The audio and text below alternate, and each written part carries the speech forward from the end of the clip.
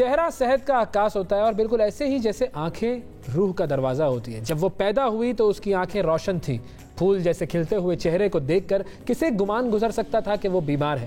ماریہ عشرت اپنے 4 بہن بھائیوں میں سب سے بڑی تھی اور اس کی پیدائش کے 3-4 ماہ کے بعد ان کے دادا جو کوئٹہ میں ملازمت کرتے تھے وہ کراچی آئے تو اسے دیکھ کر کہا کہ ماریہ اتنی پیلی کیسے ہو گئی ہے. ڈاکٹر کے پاس لے کر گئے تو پتہ چلا کہ ماریہ تھیلیسیمیا کی مرض میں مبتلا ہے. لیکن ماریہ عشرت اب ڈاکٹر ماریہ عشرت ہیں. انہوں نے پی ایچ ڈی کیا کراچی یونیورسٹی میں. وہ پبلک اینڈ بزنس ایڈمنسٹریشن پڑھاتی ہے اور انہیں خون کی ضرورت آج بھی ہوتی ہے لیکن انہوں نے کبھی ہار نہیں مانی. ڈاکٹر ماریہ عشرت دوسروں کے لیے مثال ہیں اور آج ہمارے ساتھ موجود ہیں. السلام علیکم ڈاکٹر صاحبہ. تھینک یو سو مچ. وعلیکم السلام. کیسے ہیں آپ سب لوگ؟ آپ لوگوں کا بہت شکریہ کہ آج انوائٹ کیا ہم چینل نے مجھے. آپ کا بہت بہت شکریہ ڈاکٹر صاحبہ. آپ ہمارے پروگرام میں آئیں اور ہمارے پروگرام کی شان بڑھ جاتی ہے. ذرا آپ اپنی اسٹوری تو ہمارے ناظرین کو بتائیے کہ کیسے تھیلیسیمیا کی ایک پیشنٹ جس کی زندگی اتنی مشکل ہوتی ہے, ہر مرتبہ اسے خون کی تبدیلی کروانی پڑتی ہے اور پھر بھی وہ ایکیڈمکس میں اتنا ایکسل کرتی ہیں, پی ایچ ڈی کرتی ہیں اور اب یونیورسٹی میں آپ پڑھا رہی ہیں. جی, بات یہ ہے کہ میری زندگی کی سٹوری ایک عام پرسن کی طرح ہی ہے. نارمل گھرانے میں, middle class family but educated family میں نے آنکھ کھولی. میں نے ہمیشہ سے اپنے پیرنٹس کو یہ کہتے ہوئے سنا کہ دیکھو بیمار ہو تو اس سے کوئی فرق نہیں پڑتا, تم ایک نارمل لڑکی ہو, اپنے آپ کو نارمل کنسیڈر کرو اور تم ہر وہ کام کر سکتی ہو جو کوئی ایک عام آدمی کرتا ہے. میں نے کبھی بھی اپنی بیماری کو اپنے اوپر سوار نہیں کیا اور الحمدللہ یہی ایک وجہ ہے کہ ڈس آرڈر جو ہے basically it's a disorder. Thalassemia is a disorder not a disease. تو اس ڈس آرڈر کے ہوتے ہوئے بھی میں نے ہمیشہ یہ کوشش کی ہے کہ میں ایک نارمل لائف اسپینڈ کروں اور ارلی ڈیز سے میرے پیرنٹس نے ایجوکیٹ کیا, یہی کہا کہ ایجوکیشن حاصل کرو, یہ تعلیمی ہے جو تمہیں سب سے اوپر لا سکتی ہے. نارمل طریقے سے پڑھا, ایک ایوریج اسٹوڈنٹ میں کنسیڈر کرتی تھی اپنے آپ کو اور تھی بھی ایک ایوریج اسٹوڈنٹ, مگر اللہ تعالیٰ نے بس ہاتھ تھاما اور ساتھ دیا اللہ نے. اچھا, یہ جو آپ نے بات کی نا یہ ایوریج اسٹوڈنٹ تھی آپ, یہ آپ کی بات مجھے مناسب نہیں لگی کیونکہ ایوریج اسٹوڈنٹ کبھی پی ایچ ڈی نہیں کرتا. اور دوسرا یہ کہ جو لڑکیاں ہوتی ہیں ان کے تو 99 نمبر بھی آئے تو وہ کہتی ہیں مزہ نہیں آیا بھائی. وہ اپنے آپ کو ایوریج ہی کنسیڈر کر رہی ہوتی ہیں. مزہ نہیں آیا. اچھا, میری تو مثال وہ والی ہے کہ some thing is better than nothing. کچھ نہ ہونے سے کچھ ہونا بہتر ہے. تو میں تو اس پہ بھی خوش ہو جاتی کہ اگر میں لیکن سیکھنے کا مراحل تھا, شوق تھا پڑھائی کا, ماحول اس طرح کا ملا اور سیکھنا چاہا. میں ہمیشہ اپنے تھیلیسیمیا کے جو میرے فیلوز ہیں ان کو میں یہی بات کہتی ہوں کہ تم لوگ جو ہر وقت دیکھیں اپنی بیماری کو حاوی کر کے چلنا زندگی میں بہت مشکل ہو جاتا ہے. آگے سروائیو کرنا اس کے لیے بہت ضروری ہوتا ہے کہ اپنے آپ کو اسٹیبل کریں. آپ جب تک خود اسٹیبل نہیں کر سکتے اپنے آپ کو کوئی بھی پھر کچھ نہیں کر سکتا. مطلب آپ کے لیے آگے پھر مسائل نہیں ہوتے. ڈاکٹر صاحب, آپ نے کہا کہ آپ کی لائف جو ہے وہ مطلب ایک نارمل لائف ہے, آپ نے اس کو اپنے اوپر حاوی نہیں ہونے دیا. تو آپ کی نارمل لائف میں کب آپ بلڈ کے لیے انفیوژن کے لیے جاتی ہیں, کتنا آپ فریکوینٹلی اس کے لیے جاتی ہیں, اور یہ سارا جو آپ کا پروسیجر ہوتا ہے میڈیکل پروسیجر, یہ کتنا آپ کا نارمل لائف اس کو آپ ٹریٹ کرتی ہیں کیسے؟ ذرا نارمل لائف کی روٹین تو ذرا اپنی بتائیں.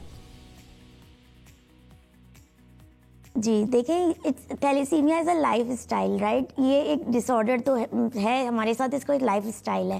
اب اس کا یہ کہ ایوری 15 ڈیز پہ مجھے ٹرانسفیوژن ہوتا ہے. جیسے مجھے جاب پہ جانا ہے, جاب کرنی ہے, اپنے اور نارمل ایکٹیویٹیز میں پارٹیسپیٹ کرنا ہے, اسی طریقے سے میں نے ایک اپنا سسٹم بنایا ہوا ہے کہ منتھ میں مجھے 2 ٹائمز جو ہے وہ ٹرانسفیوژن کے لیے جانا ہے. اور میں میرا برہانی بلڈ بینک جو ٹرانسفیوژن سینٹر ہے وہاں پہ میں جاتی ہوں. بہت اچھا ادارہ ہے اور وہاں پہ ایوری 15 ڈیز پہ جا کے بس نارمل طریقے سے ٹرانسفیوژن ہو جاتا ہے. اور پھر باقی اپنے آپ کو مینٹین کرنا پڑتا ہے کیونکہ اس میں نے جیسے آپ کو بتایا کہ اس میں میرے ڈاکٹرز کو بہت کریڈٹ جاتا ہے. ڈاکٹر ثاقب حسین انصاری صاحب کا اس وقت میں یہاں پہ نام لینا چاہوں گی, ان کو بہت کریڈٹ جاتا ہے. ڈاکٹر دوریا ہیں, ان کو کریڈٹ جاتا ہے کہ ان لوگوں نے ہمیشہ مجھے فرسٹ ڈے سے ہی سکھایا, اور میرے پیرنٹس نے, کہ بالکل اپنی لائف کو نارمل طریقے سے لے کر چلو جو سسٹم ہے. اچھا, اب یہ چیز آپ نے تو سیکھ لی کہ کیسے اپنی لائف نارمل کرنی ہے آپ نے, لیکن جو باقی تھیلیسیمیا کے پیشنٹس ہیں وہ اس نارمل لائف کی طرف ہمیں کم نظر آتے ہیں, تو ان کو آپ کیا ایڈوائز کریں گے, وہ کیسے اپنی لائف کو نارمل بنا سکتے ہیں؟ سب سے پہلے جو ہے نا یہ جو بیماری ہوتی ہے یہ سوچ سے ہوتی ہے. بیماری کا جو تعلق ہے وہ سوچ سے ہے. اپنے آپ کو بالکل ریلیکس رکھیں, نارمل رکھیں. دوسرا یہ کہ اگر ہم فارغ جیسے بیٹھے رہتے ہیں نا تو ہمارا دماغ جو اس کو زنگ لگ جاتا ہے, پڑھائی کی طرف آئیں. اس میں پیرنٹس کو بھی میں کہتی ہوں, میں پیرنٹس کو یہ ہمیشہ بات کرتی ہوں کہ دیکھو بچوں کو بالکل ہاتھوں میں لے کر مت چلو, ٹھیک ہے ان کے پیچھے رہو. جیسے میرے پیرنٹس میرے ہمیشہ بیک سپورٹ بن کے رہے. آج بھی آپ دیکھیں کہ میں کہیں بھی ہوتی ہوں, دنیا کے کسی کونے میں بھی ہوں, میرے پیرنٹس میرے پیچھے ہیں, میری فیملی میرے پیچھے, میرے بھائی بہن میرے پیچھے ہیں. میرے تینوں بہن بھائی ڈاکٹر ہیں ماشاءاللہ, اور تینوں مجھ سے چھوٹے ہیں مگر ہمیشہ مطلب اس طرح میرے بیک سپورٹ بن کے رہتے ہیں. فیملی ساتھ رہے, مگر بچوں کو یہ مت کراؤ کہ بھائی تم بیمار ہو بیٹھ جاؤ گھر میں. نہیں, ان کو اسکولنگ کرائیے, پراپر طریقے سے اسکولنگ ان کی بیس بنائیے. تعلیم, education is just like a backbone in our life. Medication کیجیے, ایجوکیشن جب زندہ رہیں گے تبھی تو پڑھیں گے نا.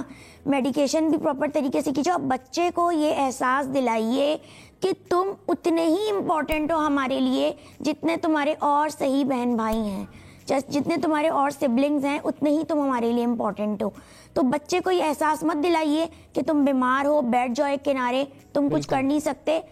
آپ ہر کام کر سکتے ہیں. اور یہ بچے ٹرسٹ می اتنے انٹیلیجنٹ ہوتے ہیں کہ آپ یہ آپ کے ساتھ سنسیئر ہیں, آپ کے ساتھ ہانسٹ ہیں. اتنے سنسیئر فیلوز ہیں یہ, دنیا کے یہ فیلوز ہر کام کر سکتے ہیں.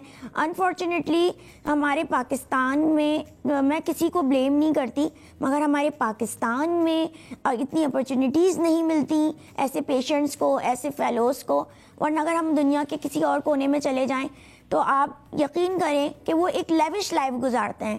ہماری بدقسمتی تو نہیں کہیں گے کہ ہم پاکستان میں پیدا ہوئے, خوش قسمتی ہے, مگر ابھی ہمیں ان تک پہنچنے میں تھوڑا وقت لگے گا.